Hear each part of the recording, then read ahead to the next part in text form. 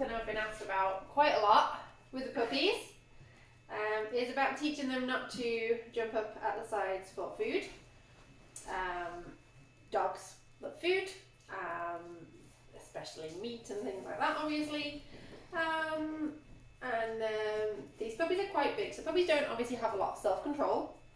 They're very sort of instinctual little animals. They've not learned self-control very well yet. So when they want something, their instinct is to just try and grab it. We have to teach them, obviously that's not appropriate, and what we want them to do instead. Now, when you've got little breed puppies, it's not so bad because they're small, they can't reach very much. But when you have large breeds, when they're puppies, they're still big and they can still reach. I don't know if Lumi will do it, but she could reach up on the side here where I am now and grab something that was near the edge. So the first thing we do is make sure we're not leaving anything where they can reach it. And if you think they can't reach it, just move it back a little bit more because they will surprise you with how well they can reach things.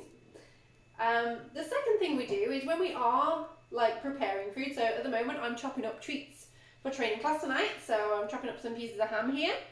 Now obviously that's something that Lumi would like an awful lot, but she's being a good girl and she's not jumping up at the side, and this is because we started practicing this with her from when she was, well, big enough to want to start jumping up at the sides basically.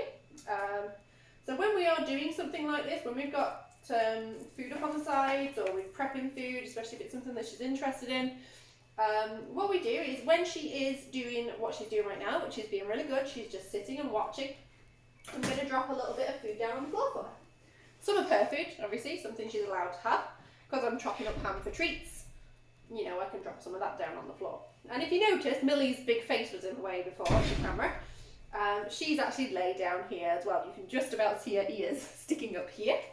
So she's being very good as well. Now, Millie is a massive foodie. Any of you who have met Millie will know that she loves food. So obviously, this is something that we've worked on from a very young age with her as well, because Millie loves to try and steal food. So we do the same thing with Millie as we do with little Lumi. And we just reinforce that behaviour, the behaviour we want to see around food, which is sitting calmly, watching, waiting, not jumping up. We're going to reinforce that behaviour with rewards. Now to start with, you're going to have to reward pretty frequently.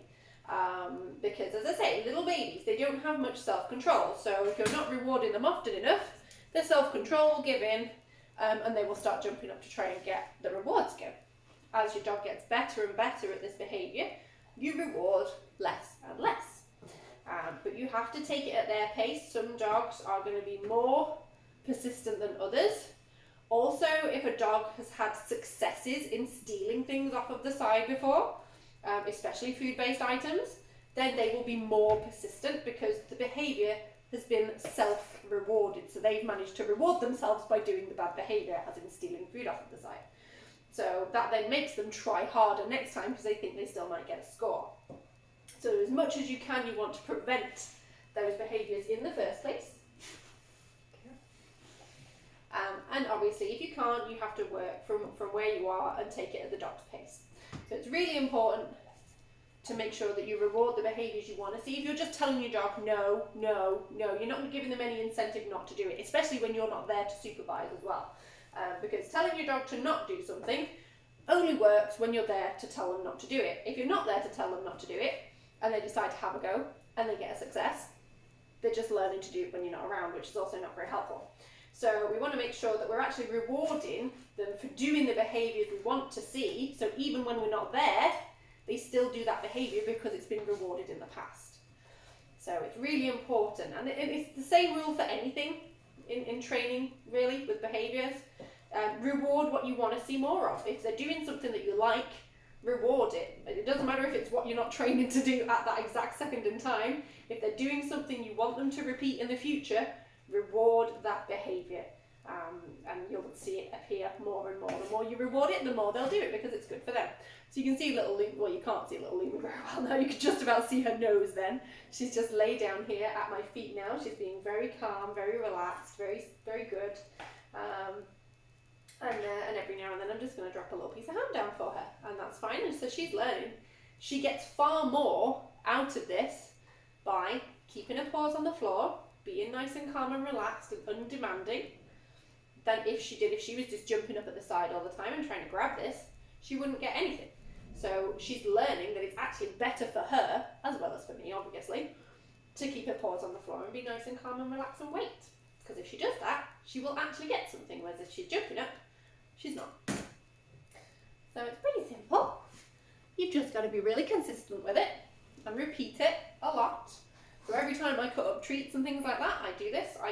I personally don't eat meat, although my husband Jamie does.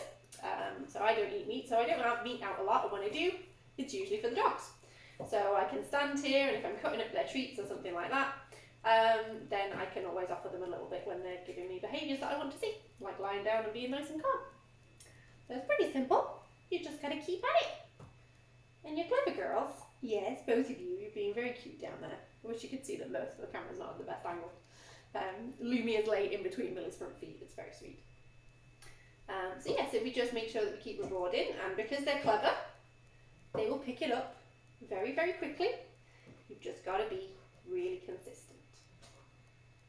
Yeah, very babies. Yes, you're so good. Yeah, you're very good. There you go.